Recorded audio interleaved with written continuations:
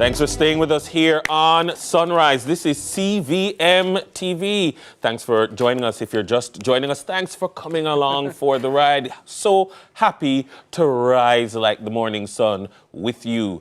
And we're getting your day started right. Well. See my rising? Yeah. I like it.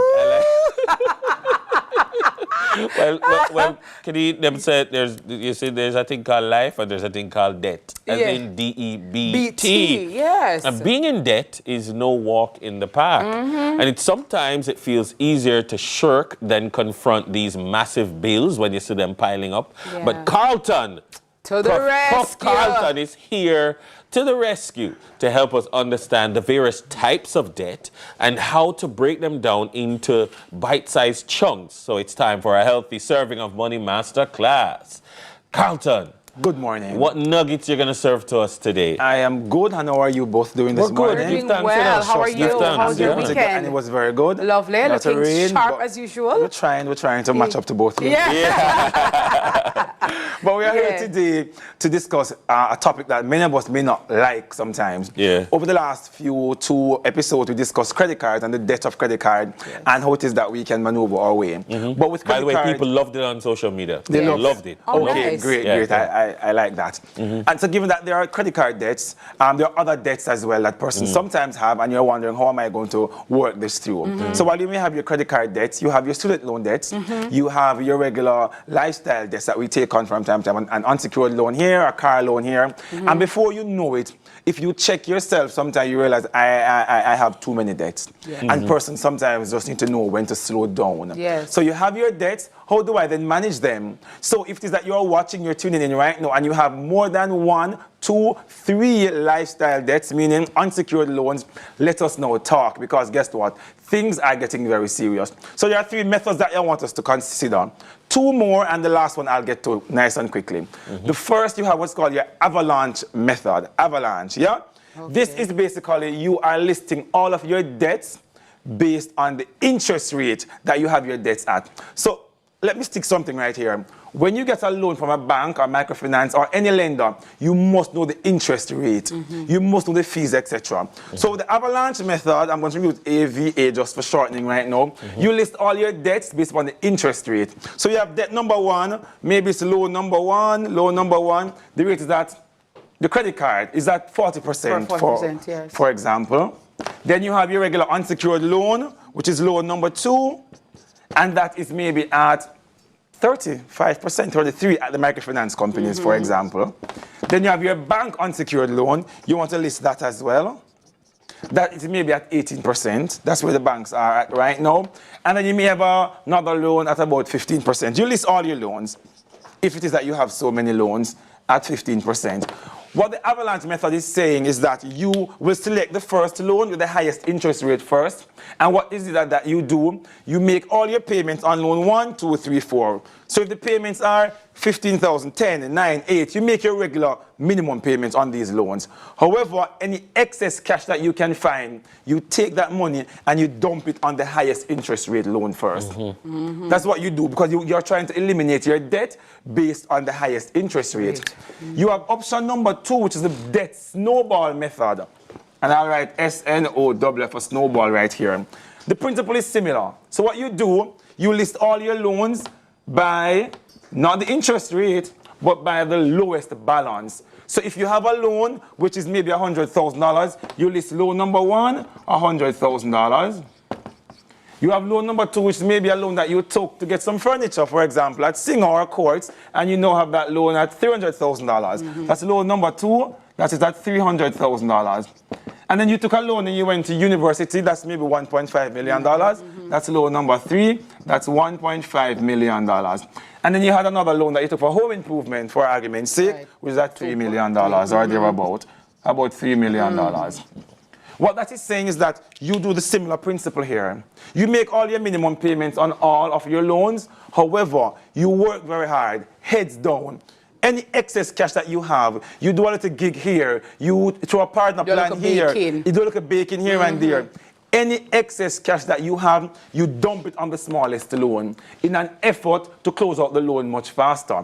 When you do that and you've now eliminated loan number 1, you take the repayment of loan number 1, just maybe $10,000, any excess cash, plus the monthly payment for loan number 2, and you dump it now on this loan. Hence the term snowball, because the snowball is getting bigger and bigger to roll down the hill. So you're looking off loan number 1 first, boom, you're ready. You have the loan payment for loan number 2, it's now into a bigger snowball, you hit off loan number 2. Similar principle, you take the loan payment of number 1, number 2, along with the payment for loan number 3, and you hit off loan number 3. I want us to know that this is not an overnight success. It will not be a microwave mentality, because it will not go away in 2 and 3 months. Yes. Generally, this principle is my preferred. It will take about 18 to 24 months to get rid of some of or most of your debts. These are debts I'm referring to.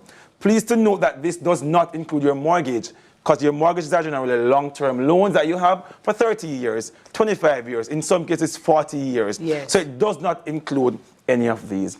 And the final option is what is called your debt consolidation. Yes. So if that you have several loans now, and you really can't breathe, the loan will choke you like you're dead right now, and there's no breathing room. It's a strangle you. 5 different. You have a loan. I've dealt with persons with 3 loans at the bank and 3 microfinance company loans, like 6 loans. When month-end time come, you can't buy bread. You're at the bottom of the barrel now. Yes. What do I then do? Because you have to survive nonetheless.